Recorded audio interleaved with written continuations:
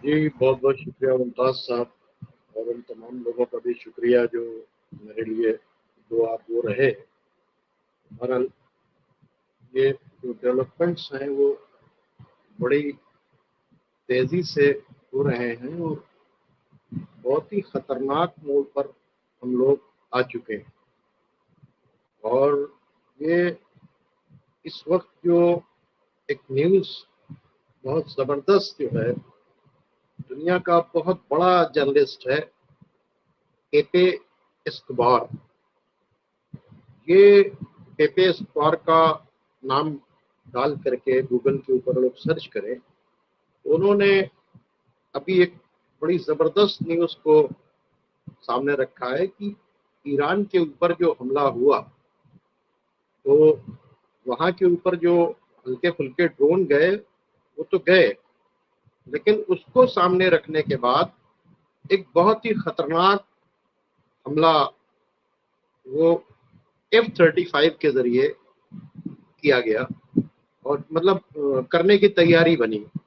और उस F-35 में इन्होंने न्यूक्लियर मिसाइल्स लगाई थी, और वो न्यूक्लियर मिसाइल्स जिसके अंदर इलेक्ट्रॉनिक मैग्नेटिक पल्स यानी EMP, ये वो मिसाइल है कि जो हवा में ही फटता है, लेकिन उसका जो रेडिएशन इतना तगड़ा होता है कि वो जितनी जगह पर भी कोई भी डिवाइस जो बिजली से चलती हो या उसके अंदर कोई चिप्स लगा हुआ हो, वो सब के सब बर्बाद हो जाती। और उसमें पब्लिक को नुकसान नहीं होता, लेकिन ईरान जो है वो बहुत बड़े लॉस को, यानी किसे कहते हैं ना कि पत्थर के दौर के अंदर ये जाने की तैयारी थी।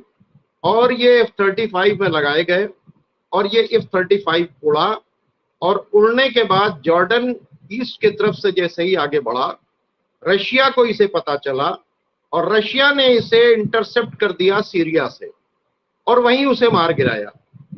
ये न्यूज़ अभी जो लीक की है, ये जो जैसा कि मैंने आपको बताया कि ये पेपे एस्कोबार ने न्यूज़ लीक की है, और इसको बाकायदा तौर के ऊपर अमेरिका वगैरह ने सबने छुपाया था। लेकिन इस लीक होने के बाद जो है पूरी दुनिया में इस वक्त हड़कंप मचा है कि इसके मतलब इजराइल जो है न्यूक्लियर अटैक करके दुनिया को एक बहुत बड़ी आग में जो है न्यूक्लियर जंग के अंदर झोंकना चाहता था।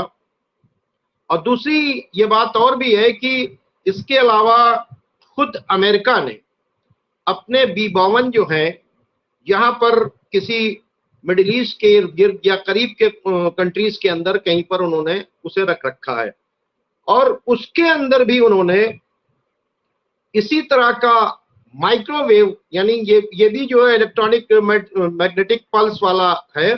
और ये जो सेम काम जो क्या नाम है इजराइल कर रहा था, उससे बड़ा काम जो है ये क्या नाम है अमेरिका इस अपने मिसाइल से, यानी उससे ज्यादा पावरफुल मिसाइल से इसको वो करना चाहता है ईरान के ऊपर अटैक। तो ये जो न्यूज लीक हुई है, और ये पेपे एस्कोबार ने जो क्या नाम है इजराइल का ये जो एक्शन था, जिसको हम लोग कह रहे थे ना कि वहां पे छोटे से ड्रोन दिखाई दिए, वो छोटे ड्रोन तो सिर्फ धोखा देने के लिए थे। तो इसके मतलब अब इस पर पूरा वर्ल्ड का मीडिया चर्चा कर रहा है, जब पेपे एस्कोबार ने, क्योंकि इस न्यूज को छुपा दिया था सबने।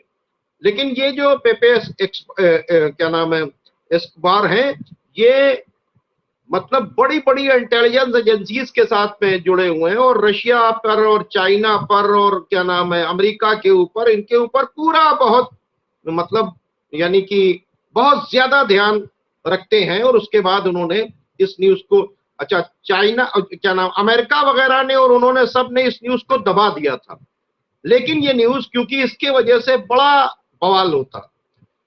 इसके बाद आपने देखा कि एक नया डेवलपमेंट जो हुआ, वैसे तो आप देख रहे हैं कि जिस तरह से लड़ाई चल रही है, हिजबुल्लाह के अटैक्स भी चल रहे हैं, इधर जो है हमास के भी अटैक्स चल रहे हैं, और उधर जो अटैक हुआ था क्या नाम है इस्लामिक रेजिस्टेंस ऑफ इराक के ऊपर, उनके हेडक्वार्टर के ऊपर, क्या नाम है, हजदुश्शाबी के, उसके बदले के लिए उन्होंने इलात के ऊपर अटैक किया था। और आज भी गोलान हाइट्स के ऊपर लगातार अटैक्स चल रहे हैं, लगातार अटैक्स चल रहे हैं, वो तो था। लेकिन ये कितने खतरनाक काम को, जो जिससे आज पता नहीं क्या हो गया होता दुनिया के अंदर, ये न्यूज जो है लीक करके पेपे एस्कोबार ने पूरी दुनिया के अंदर एक हंगामा मचा दिया है।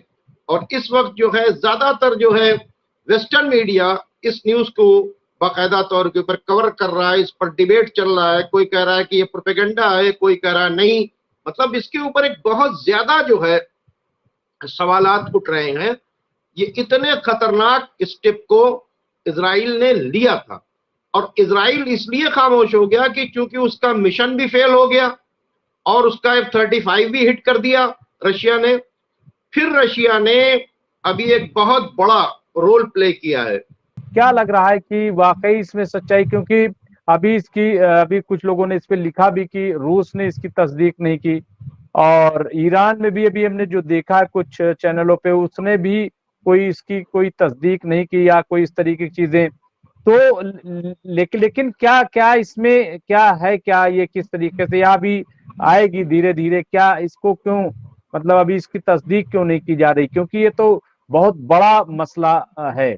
और मैं समझता हूँ कि इसके बाद तो बिल्कुल आप सही कह रहे हैं। मैं भी ये सोच रहा था कि आखिर इसकी तस्दीक रशिया की तरफ से क्यों नहीं हुई, और इसकी तस्दीक जो है क्या नाम है ईरान की तरफ से क्यों नहीं हुई। और जाहिर सी बातचीत है, और ये न्यूज जो है पूरी तरीके से लाइमलाइट के अंदर आ गई। ये तो दब गई थी, इसको पूरी तरीके से दबा भी दिया गया था। और अब इसके अंदर क्या मसलहत है, ये एक न्यूज है जो मैंने आपको छोटे मोटे जर्नलिस्ट की बातचीत नहीं बताई है, ये बहुत बड़े जर्नलिस्ट की। मैं भी इसका स्क्रीनशॉट भी आपको जो है सेंड किए दे रहा हूं, आप उसको स्क्रीन के ऊपर लगाकर हमारे जो व्यूअर्स हैं उनको दिखा सकते हैं कि हमारा सोर्स क्या है। लेकिन ये है कि अभी इसका कंफर्मेशन जो है वो नहीं हुआ, इसका कंफर्मेशन नहीं हुआ। लेकिन ये तो पक्का है कि इजराइल अगर रिटेलिएशन करेगा तो इतने छोटे ड्रोन नहीं भेजेगा। रिटेलिएशन करेगा अगर, और उसने कहा था कि हम पत्थरों के दौर में पहुंचा देंगे, हम ऐसा अटैक करेंगे, टाइम्स ऑफ इसराइल के ऊपर सब पड़ा हुआ है कि ईरान को वो सबक सिखाएंगे कि लोग याद रखेंगे। तो ये खिलौने वाले ड्रोन तो नहीं भेजेंगे ये, ठीक है। तो अब इस पे एक चर्चा है, अब देखिए इसका रिजल्ट कब आता है निकलने के बाद। लेकिन ये मैंने चूंकि अपने नाजरीन को भी बताया है कि ताकि इसको तमाम लोग सर्च करें, इस पर निगाह रखें कि कभी ऑल ऑफ सडन अगर कुछ हो जाए। और ये भी है B-52 वाली, कि B-52 को जो अमेरिकन ने B-52 के अंदर माइक्रोवेव को बाकायदा तौर के ऊपर EMP, जिससे जो एक माइक्रोवेव निकलती है बहुत ही हाई बीम, ठीक है, उसको भी उन्होंने कहीं के ऊपर छुपा रखा है। और ये भी खबर आ रही थी कि अमेरिका ईरान के ऊपर एक बहुत बड़ा हमला करने वाला है।